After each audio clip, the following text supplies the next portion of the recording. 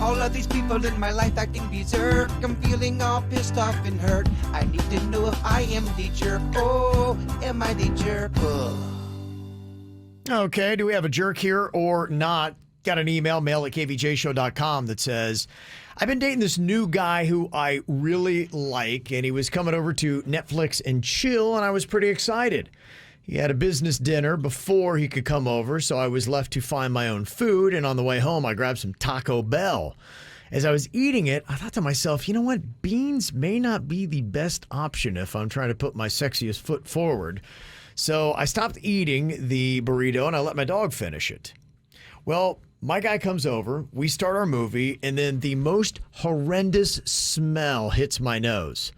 It took me a second to process, but it was clearly a fart.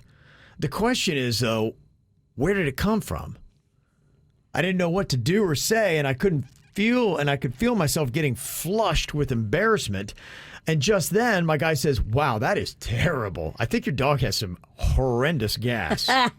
Well, you gave him Taco Bell. What do you expect? I was relieved that he didn't think it was me, but I was still embarrassed that my dog did that. So my dog is curled up on my guy's lap because there's this nasty thunderstorm that is going on, and my dog is petrified of them. So I thought we were all good, but then here comes another heater, and it was worse than the first. And then another, and then another, and then another. Clearly the combination of fear and Taco Bell was terrible for my dog. But this night was my night to get some action, and something had to be done. So I put my dog in her crate in the bathroom with a blanket, and I came back to watch the movie. My dog was now yelping and crying. Instead of bringing her back, though, I just turned the volume up on the movie. And yes, I did get some action, but I'm carrying some massive guilt today. Did I do this wrong, and am I a jerk for locking my scared dog in their cage during a thunderstorm? Okay, is that bad dog owner? I mean, she did inflict it on the dog by giving it the beanie burrito, and then the dog is just having a nervous tummy because of the storm. But here, they selfishly want to get some action, and the dog's killing the mood. That ain't how I would go about that. Is that just me, man? I feel like they did everything wrong. They caused the problem, and I wouldn't. If Chewy was yelping and crying, I don't care if I got a girl over. I got to tend to my dog, man. Yep. But I looked at Chewy as my friend, and I don't want my friend in distress, so I wouldn't do it that way. I think you're a jerk, but I'm a dog lover. Don't start it by giving the dog a bean burrito. That's not good. Yeah, that was definitely poor execution. I mean, I'm sure your dog loved it in the moment. But Taco Bell, but yeah. After, like when his tummy's all upset. I think it's jerky to do. Okay, what do you think, Virginia? Was she a jerk for doing that? I do. Okay. All right. Yeah, probably wasn't the right move. It was very selfish. No, it's all about you. It's just, come on. If when you have a pet and your pet's in distress, you try to soothe your pet, not make your pet's distress worse. I just noticed there's two different kind of pet owners. There are people that the idea of their animal they love in distress that's going to shut down their entire day, and they're going to try to figure it out. And then there's people I think that just kind of own a pet, and they kind of go through the motions, and they look down less than, and they don't. They're very 1982 with their mentality on how to treat an animal. Well, so how do you think first? Do you think of yourself or do you think of your pet? She clearly thought of herself first in this situation, and you're right. She did kind of inflict the fart bomb on the dog. And then the dog was just reacting. I mean, I still think you can get it done. You know, the deed done. You could power through dog farts to get some action? I could, yeah. But again, I'm a different animal. Ain't nothing stopping this man. Okay. If the girl's into it, she can fight through it too. He can power through girl farts. Hey, let's not get crazy. Yeah. It's different. Dog farts, not girl farts, huh? Okay, you fed her 3 bean burritos, and then she is just lighting it up, but she's a 10 out of 10. Do you power through? Probably. Put a clothespin on your nose or something? Yeah, we don't want to embarrass anybody. Mm-hmm. Okay, this person wanted to know if they're a jerk for asking their girl to pay for half of her engagement ring. It says, I want to propose to my girlfriend on our vacation this summer, but I can't afford the ring she wants. She wants this $3,000 ring that she has shown me in this picture. For months, she's been talking about how badly she wants it. And I've been saying, okay, but, we got our vacation coming up and that's going to be really tight. So if this is the ring she wants, then I think she needs to pay half on it. She's going to be the one wearing it, not me. If I have to pay for the whole thing, then I should be picking it out and getting her what I want. Would I be a jerk if I asked her to pay for half of her engagement ring? Gosh, man, people getting married are some of the most annoying on the planet. I mean, if you don't have the money and you truly don't have the money, I would say it like that. But Yeah. if you're just being cheap and you do actually have the money, but you want to spend it on other stuff for yourself, there's a difference. You have to be a little bit more honest about what your finances are. And if you're taking a vacation instead of getting a nicer ring, she's going to look at that like, all right, so it's all about your vacation and not about my ring. The way I look at it, if you're really going to get married and you don't have the money, you should be able to be honest with your mate about that. You're getting married to this person. You need to be honest about these things. There's no more games anymore. Now, if you can't afford it, I don't know. All this married stuff is weird, though. Some of these traditions, it's very ego-driven. Well, to me, I think asking her to pay half, that's what's odd. And to me, it's a simple just, hey, I can't afford both. Right. And just say it like that. Just say, look, it's not in my budget to get this ring and do vacation. So let's talk about it. Mm-hmm. Do we want to change the ring? Do we want to change the vacation?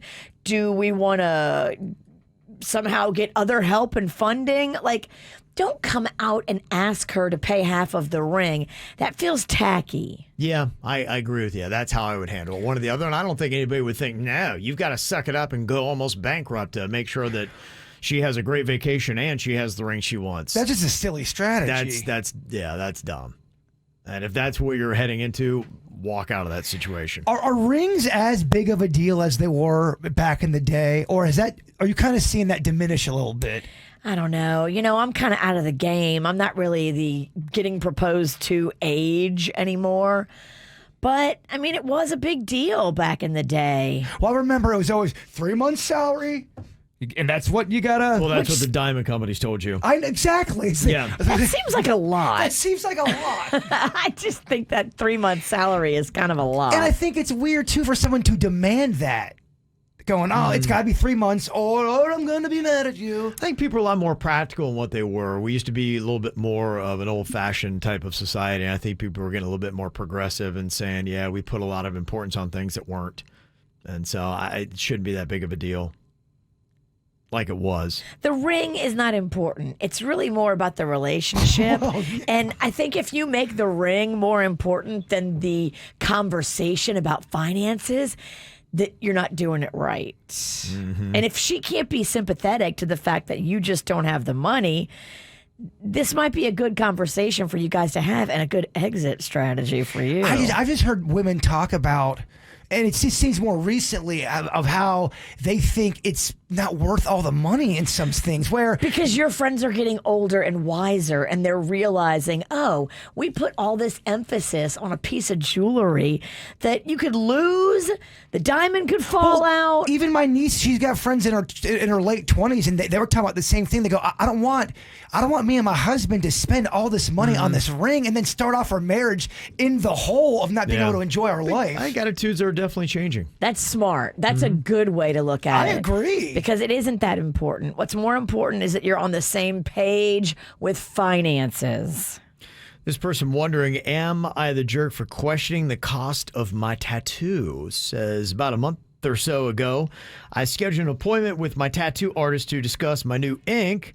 I agreed to everything. I left a $50 deposit, and as I'm paying, I asked the artist, okay, how much do you think the total price is going to be? And they're like, somewhere between like $5 and $6. I'm like, okay, I'm cool with that. Fast forward to my tattoo appointment. Everything's going great. Tattoo comes out amazing. I tip them $100 before they disclose the final price. So we wrap up. We're walking out to the counter, and they say, okay, that's $800. And I was completely taken aback. At first, I was like, okay, cool, and walking out to pay. And then I couldn't hold back, and I said, when you asked me, you said 6 to 7, which wasn't even true because they originally said 5 to 6. And I was like, okay. The artist looks back at me, shocked, pretty much offended with their expression that I'd mentioned a lower price for the masterpiece they just put on my body. I felt bad about it driving home, so I emailed them when I got home, and I said, look, I hope you weren't offended by my questioning the price. I was just caught off guard. I said, look, I think you're a master of your craft, and your time is worth the money. I said, I hope we're cool, but now I haven't heard anything back, and I want to get more ink done.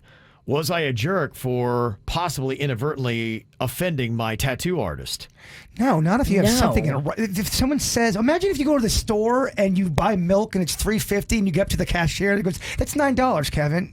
No, that's not how it works. You tell someone how much something is and then you change it at the last minute. I think the tattoo guy's the jerk. Yeah, if they said to you it's between 5 and 6, you should have said to them, you said it was between 5 and 6. And like, you gave him a good tip. you're trying to be too 100 nice. on top of it, yeah. You're trying to be too nice. You're not the jerk, and it's not cool for the tattoo to do that. Right. $200 to $300 difference. And I don't know how those go, but I thought, from what I've seen with my wife and daughter getting tattoos, that was it. You get quoted a price, and then the price should be right in that ballpark.